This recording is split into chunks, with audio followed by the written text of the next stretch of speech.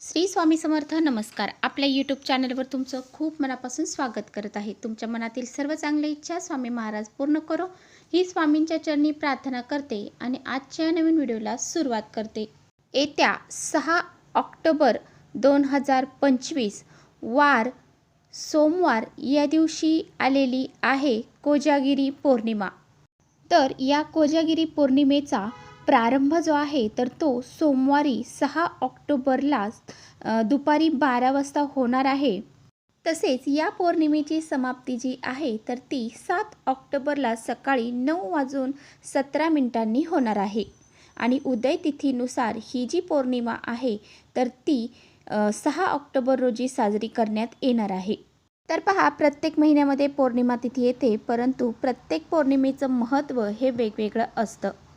तर पहा, कोजागिरी पौर्णिमा जी आहे तर ती वर्षभरामधली सर्वात मोठी पौर्णिमा मानली जाते. या कोजागिरी पौर्णिमेच्या दिवशी माता लक्ष्मीचा जन्म झाला होता आणि ही माता लक्ष्मी जी आहे तर ती समुद्रमंथनातून प्रकट झाली होती. कोजागिरी पौर्णिमेच्या दिवशी चंद्र हा 16 कलेने परिपूर्ण असतो आणि या पौर्णिमेच्या दिवशी धनप्राप्तीसाठी अतिशय महत्त्वाचा दिवस पौर्णिमा मानला जातो. आणि जो चंद्र आहे तर तो 16 कलाने फुललेला असतो, म्हणजे 16 कलाने तो परिपूर्ण असतो आणि आपल्या प्रकाशाने तो अमृत बरसवत असतो. आणि म्हणूनच कोजागिरी पौर्णिमेला आपण दूध हे तापवत असतो आणि चंद्राच्या प्रकाशामध्ये ठेवून ते आपण ग्रहण करत असतो.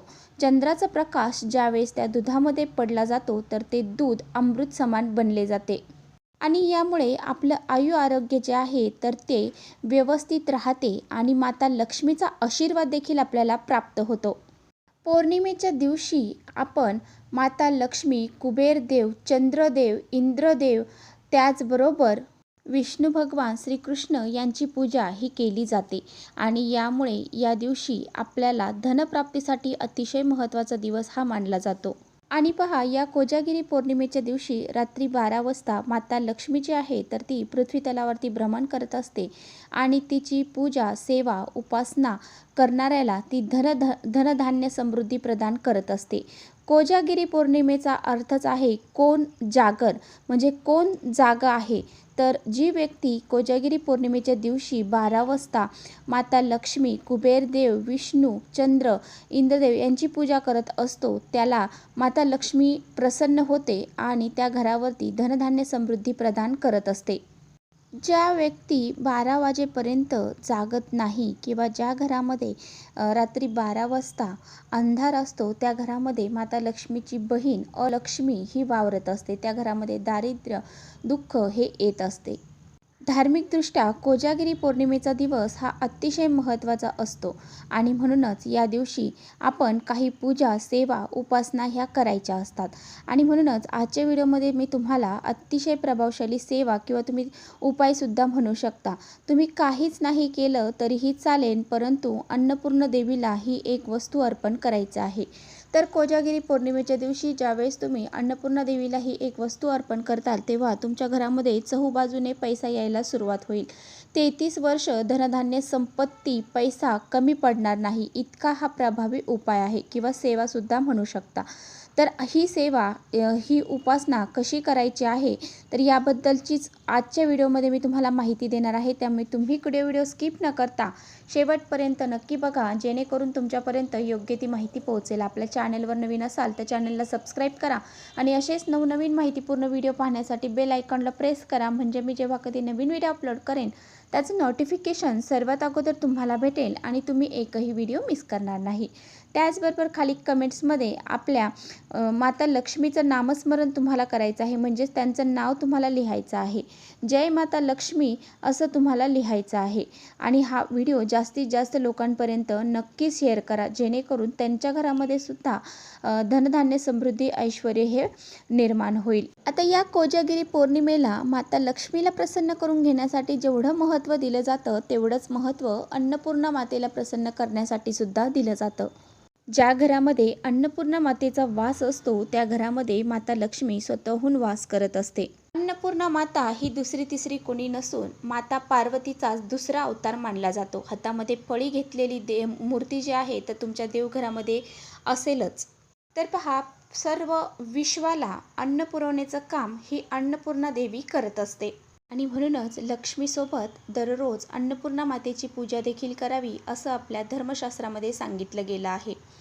परंतु दररोज आपल्याकडून अन्नपूर्णा मातेची विशेष अशी पूजा केली जात नाही आणि म्हणूनच असे काही प्रभावी दिवस असतात, प्रभावी सण असतात, तर या दिवशी अन्नपूर्णा मातेची विशेष सेवा, पूजा, उपासना आपल्याला करायची असते.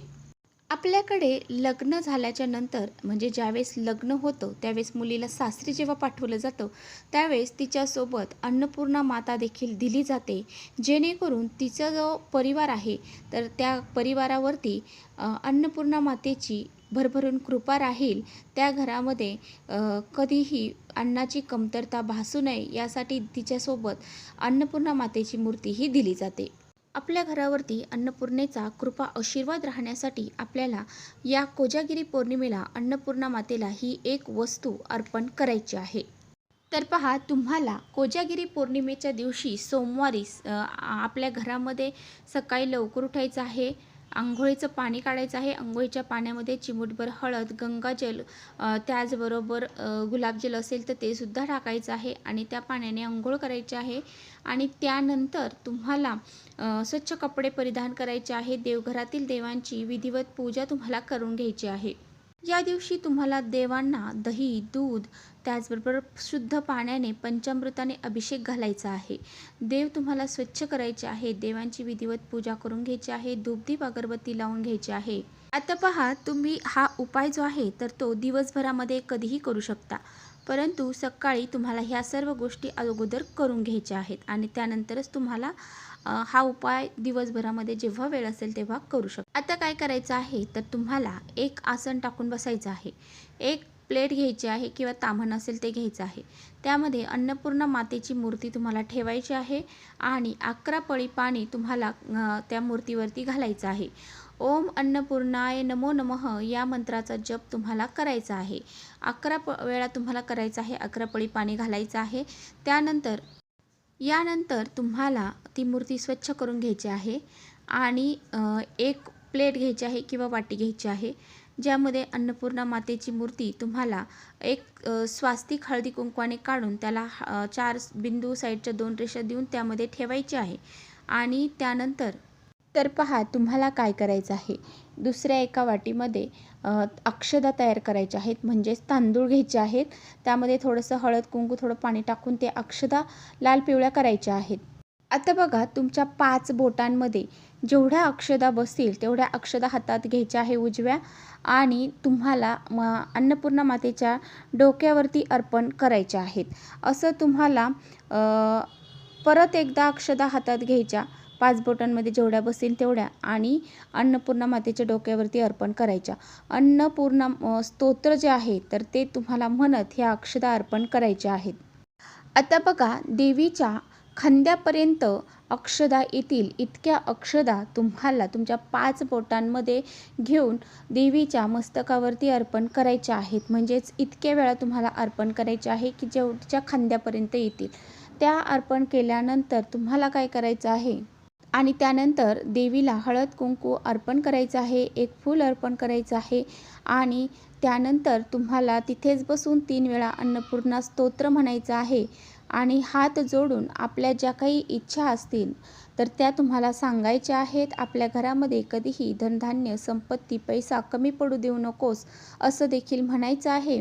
यानंतर तुम्हाला काय करायचं आहे, जेवढे तांदूळ आपण त्या वाटीमध्ये अन्नपूर्णा मातेच्या टाकलेले आहेत म्हणजे तशीच ती वाटीसोबतच मूर्ती उचलायची आहे आणि तुमच्या किचनमध्ये घेऊन जायचे आहे. तर किचनमध्ये तुमच्या ईशान्य कोपरा असेल त्या ठिकाणी किचनमध्ये तुम्हाला ती ठेवायची आहे. आपल्या गॅसची सुद्धा पूजा या दिवशी तुम्हाला करायची आहे. गॅसला एक स्वास्तिक काढायचं आहे, हळद कुंकू अक्षदा अर्पण करायचे आहेत आणि धूप अगरबत्तीने ओवाळायचं आहे. अन्नपूर्णा मातेला देखील ओवाळायचं आहे आणि अन्नपूर्णा मातेला तिथेच तुम्हाला ठेवायचं आहे. आता तुम्हाला जर ईशान्य कोपऱ्यामध्ये ठेवणे शक्य नसेल तर मग तुम्ही किचनमध्ये जिथे जागा असेल तुमच्या तिथे ठेवली तरी चालेल आणि दिवसभर रात्रभर तिथेच ठेवून द्यायची आहे. आणि दुसऱ्या दिवशी उठल्यानंतर अंघोळ केल्यानंतर ती मूर्ती तुम्हाला काय करायचं आहे, थोडेसे वाटीमध्ये तांदूळ घ्यायचे आहे, त्यामध्ये ठेवायचे आहे आणि आपल्या देवघरामध्ये ठेवून द्यायचे आहे. आणि जे उरलेले तांदूळ आहेत त्यातले थोडे तांदूळ तुम्हाला तुमच्या ठेवणीच्या तांदळामध्ये टाकायचे आहेत आणि थोडे तांदूळ तुम्हाला पक्ष्यांना खायला द्यायचे आहेत. अशा पद्धतीने तुम्हाला हा जो उपाय आहे तर तो करायचा आहे. आता ज्या अक्षदा आपण देवीला अर्पण केलेल्या आहेत त्यातल्या काही अक्षदा तुम्हाला एका लाल कपड्यामध्ये बांधायच्या आहेत आणि ती पोटली तुमच्या तांदळाच्या डब्यामध्ये तुम्हाला तशीच ठेवायची आहे, कारण आपण त्याला लाल पिवळे केलेले आहेत. तसंच तुम्ही तांदळाच्या डब्यात न टाकता एका लाल कपड्यामध्ये बांधून ती पोटली तशीच तुमच्या तांदळाच्या डब्यात ठेवायची आहे. अशा पद्धतीने तुम्हाला हा प्रभावी उपाय जो आहे तर तो करायचा आहे. अशी पोटली जर आपण आपल्या तांदळाच्या डब्यामध्ये ठेवली तर आपल्या घरामध्ये कधीही धनधान्याची कमतरता पडणार नाही. खाल्लेल्या अन्नातून आपल्याला बाधा होणार नाही आणि अन्नाची कमतरता देखील आपल्याला पडणार नाही. अशा पद्धतीने हा एक प्रभावी उपाय तुम्हाला उद्या कोजागिरी पौर्णिमेला अवश्य करायचा आहे. तर चला इथेच थांबवते माझा व्हिडिओ थोडा जरी आवडला असेल तर नक्की लाईक करा. चॅनलवर नवीन असाल तर चॅनलला सबस्क्राईब करा. परत भेटूया अशाच छानशा व्हिडिओसोबत. तोपर्यंत श्री स्वामी समर्थ.